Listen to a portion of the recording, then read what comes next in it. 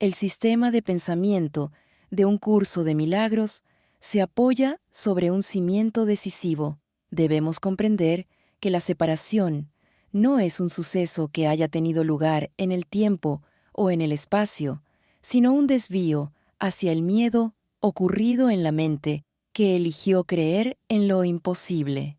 Lo imposible se define aquí como la creencia de que es posible cambiar lo que Dios creó perfecto. Esta noción carece de todo fundamento en la realidad, pues lo que es eterno e inmutable no admite variación alguna. El origen de este desvío reside en 4 distorsiones esenciales que la mente acepta como si fuesen verdad. En primer lugar, la mente cree que puede alterar la creación divina. Segundo, asume que lo perfecto puede volverse deficiente o limitado. Tercero, abriga la idea de que es capaz de distorsionar las creaciones de Dios, incluyendo su propio ser. Y finalmente, cae en el error de creer que puede ser su propio autor, asumiendo una autoridad que no le pertenece. Estas creencias dan lugar al concepto de proyección, el cual surge cuando la mente imagina una vacuidad o carencia interna. Al sentirse vacía, la mente intenta suplir ese hueco con sus propias ideas, fabricando un mundo de percepciones que simplemente ocultan la verdad. Es imperativo reconocer que este proceso solo ocurre en un sueño profundo, una pesadilla de la cual el Hijo de Dios aún no ha despertado de manera total. La liberación de este estado no se alcanza mediante el esfuerzo mundano, sino a través de la aceptación de la expiación. Como sabemos, expiar significa deshacer, y el propósito de este proceso es permitirnos comprender que nuestros errores nunca ocurrieron en la realidad. Al aceptar que lo imposible no ha tenido efectos, la mente recupera su cordura y reconoce que su realidad, como espíritu, permanece eternamente en estado de gracia, a salvo de cualquier amenaza que el ego pretenda inventar. Aquí surge la distinción entre lo que se crea y lo que se fabrica. Dios y el espíritu crean mediante la extensión, que es similar al resplandor interior que los hijos han heredado del Padre. El ego fabrica mediante la proyección, que ocurre cuando crees que existe en ti alguna vacuidad. El mundo que percibes es el resultado de este error de proyección. Es esencial notar que el texto define el miedo como una percepción errónea de que tienes la capacidad de usurpar el poder de Dios. Al creer que has cambiado tu realidad, surge el terror ante una supuesta represalia. Entonces, como decíamos, para corregir esta confusión, se introduce la expiación. Es la única defensa que no puede usarse destructivamente, porque no es un recurso que tú hayas inventado. La expiación opera bajo el principio de que la separación nunca ocurrió realmente y de que el espíritu está eternamente en estado de gracia. Solo el error es vulnerable. La verdad es inexpugnable. Para comprender por qué la expiación es la única defensa que no puede utilizarse de manera destructiva, debemos observar, en primer lugar, la naturaleza de las protecciones que la mente fabrica por su cuenta. Las defensas habituales del ego operan siempre como armas de doble filo, pues pretenden proteger mediante el ataque. Al intentar salvaguardar una identidad separada, estas defensas refuerzan la creencia de que el ataque es real y de que la seguridad depende de la contraofensiva. Por otro lado, la expiación representa un cimiento de amor que no fue inventado por el pensamiento dividido. Al no ser un recurso de fabricación propia, no comparte la naturaleza de la separación, mientras que las defensas del mundo son intrínsecamente débiles porque pueden volverse contra uno mismo inesperadamente. La expiación posee la propiedad de sanar sin excepciones. no se utiliza para ocultar el error, sino para llevarlo ante la luz, donde se desvanece automáticamente al ser reconocido como nada. Su eficacia reside en que no se opone a la verdad, sino que simplemente deshace lo que nunca tuvo lugar. Es una defensa inofensiva porque no reconoce el ataque como un hecho. Al operar bajo el principio de que la separación jamás ocurrió, invalida la necesidad de agresión. Finalmente, la expiación cumple su función protectora sin dejar rastro de conflicto, asegurando que solo la verdad permanezca, pues ésta es inexpugnable, mientras que solo el error resulta ser vulnerable. Un punto decisivo en este capítulo es la corrección de la confusión de niveles. La enfermedad es el resultado de creer que lo que está mal en un nivel puede afectar a otro. El cuerpo no puede crear, y la creencia de que puede es el error básico que da lugar a los síntomas físicos. El cuerpo es simplemente un recurso de aprendizaje al servicio de la mente y no puede cometer errores por sí mismo. La curación verdadera, o el milagro, restituye la causa a la mente. El milagro no hace nada en el nivel físico directamente, sino que es una corrección que se introduce en el pensamiento falso, permitiendo que la percepción sane. El conflicto y el miedo surgen inevitablemente cuando niegas tu verdadera autoría. Tienes un problema de autoridad, porque crees ser tu propio autor y proyectas ese engaño sobre los demás. Esto te lleva a percibirte como un ser limitado, luchando por sobrevivir. La solución radica en aceptar que no te creaste a ti mismo y que, por lo tanto, no tienes la capacidad de alterar tu realidad eterna. La paz es el resultado natural de renunciar a la idea de que puedes estar a cargo de la dirección de tu propia creación. Solo la aceptación de la expiación para uno mismo permite reconocer que el altar de Dios en tu mente permanece intacto a pesar de tus sueños de miedo. Dentro de este capítulo existe una sección crítica que a menudo genera gran confusión en el estudiante y que requiere una clarificación conceptual. Se trata de la sección titulada La curación, como la liberación del miedo, donde se introducen los conceptos fundamentales de confusión de niveles y magia. Debemos entender que para el sistema de pensamiento del curso existen estrictamente dos niveles: el nivel de la mente, que es el ámbito de la causa, y el nivel del cuerpo, que es el ámbito del efecto. La enfermedad física surge de un error de pensamiento denominado confusión de niveles. Esto ocurre cuando la mente cree erróneamente que el cuerpo tiene autonomía para enfermarse por sí mismo, o peor aún, para causar dolor a la mente. El texto establece que solo la mente puede crear. Por lo tanto, el cuerpo no enferma ni sana por voluntad propia, solo manifiesta lo que la mente ha proyectado sobre él. Creer que un agente físico externo es la causa de tu malestar es invertir la relación causa y efecto, otorgándole poder de creación a lo que no es más que una ilusión. Aquí entra el concepto de magia que el estudiante suele malinterpretar. La magia se define como el intento de resolver un problema de la mente o una carencia interna utilizando medios físicos o externos. Si crees que una medicina o un cambio de circunstancias externas cura la causa real de tu conflicto, estás reafirmando principios mágicos porque estás otorgando poder causal a la materia. Sin embargo, es crucial comprender que el curso no prohíbe el uso de medicinas, ni lo juzga como algo negativo. El texto aclara específicamente que el uso de tales agentes no es malo.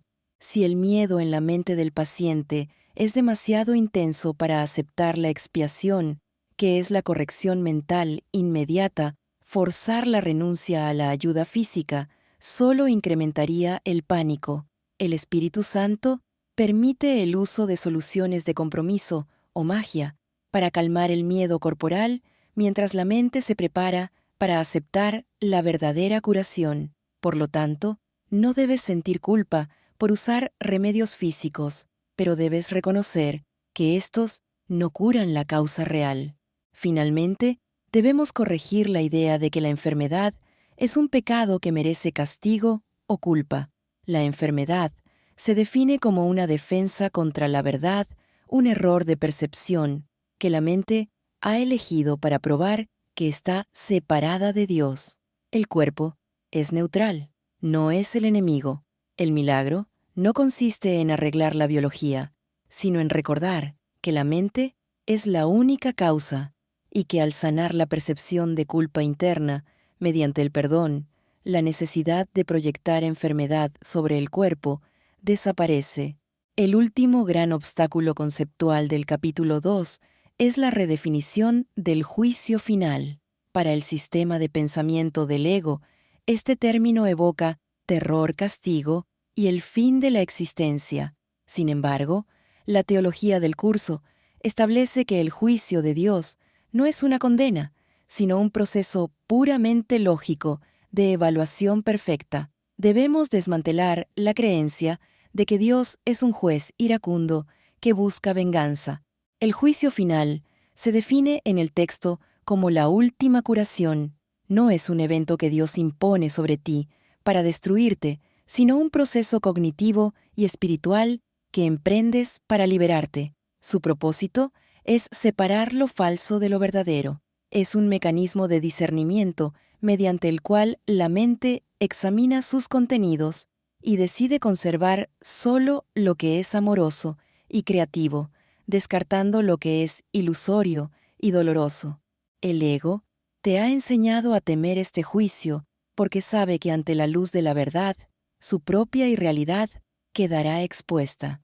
Si el juicio final consiste en distinguir entre lo que existe realmente y lo que es una ilusión, el ego desaparecerá inevitablemente, pues su existencia depende de la confusión.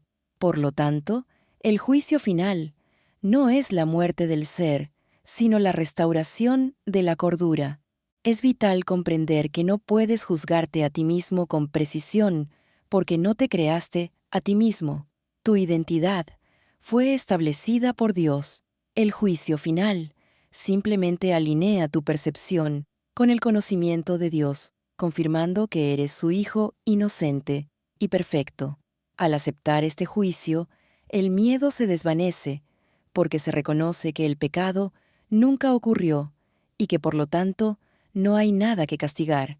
El juicio final no es el umbral de la condena, sino la puerta abierta hacia la vida real. El capítulo 2 nos confronta con una dinámica mental que solemos pasar por alto. Cuando experimentas miedo, no estás reaccionando pasivamente ante un peligro real. Estás realizando un acto activo de fe. El texto afirma que al tener miedo, estás admitiendo que algo externo tiene el poder de hacerte daño. Esto es una concesión de autoridad. Le estás otorgando a una ilusión la capacidad de afectar tu paz y destruir tu realidad. Recuerda que donde esté tu corazón, allí también estará tu tesoro. En el sistema de pensamiento del curso, tu tesoro es aquello a lo que le atribuyes valor. Si tienes miedo, es porque has depositado tu valor en el cuerpo o en el mundo fenoménico. Has decidido que tu seguridad y tu identidad dependen de lo efímero. El miedo es la prueba de que te has equivocado con respecto a lo que es valioso. Crees en lo que valoras. Si valoras el cuerpo, temerás su destrucción. Si valoras el espíritu, reconocerás su invulnerabilidad y el miedo desaparecerá. La corrección consiste en retirar tu inversión emocional de las ilusiones y colocar tu corazón en la única realidad inmutable. Solo entonces comprenderás que nada real puede ser amenazado y por lo tanto no hay nada que temer. Aclaremos la metáfora del cuerpo como templo que aparece en la tercera sección del capítulo 2, pues es una idea que el ego suele utilizar para glorificar lo físico. El texto establece que percibir el cuerpo como un templo es únicamente el primer paso en el proceso de corregir la distorsión. Sin embargo, detenerse ahí es un error. Debemos comprender que un templo no es la estructura en sí misma. La santidad no reside en el edificio ni en la biología del cuerpo, sino en el altar interior. El ego intenta fascinarte con la estructura externa. El texto advierte que hacer hincapié en la belleza del templo es una señal de miedo a la expiación. Al embellecer y adorar el cuerpo, estás intentando proteger tu identidad física y evitar mirar hacia adentro. La visión espiritual, por el contrario, no se detiene en la estructura. Mira directamente al interior y se da cuenta de que el altar ha sido profanado por pensamientos de miedo y separación. El altar representa tu devoción y tu capacidad de elegir. Si el altar está profanado, no es por actos físicos, sino por una evaluación mental errónea. La función del estudiante no es pulir la estructura corporal, sino limpiar el altar mental. La expiación debe colocarse en el centro de este altar interior. Solo aceptando la corrección en la mente, se desvanece la necesidad de defensas corporales. El cuerpo como templo es solo un recurso de aprendizaje para conducir tu atención hacia el lugar donde realmente se toma la decisión entre el miedo y el amor.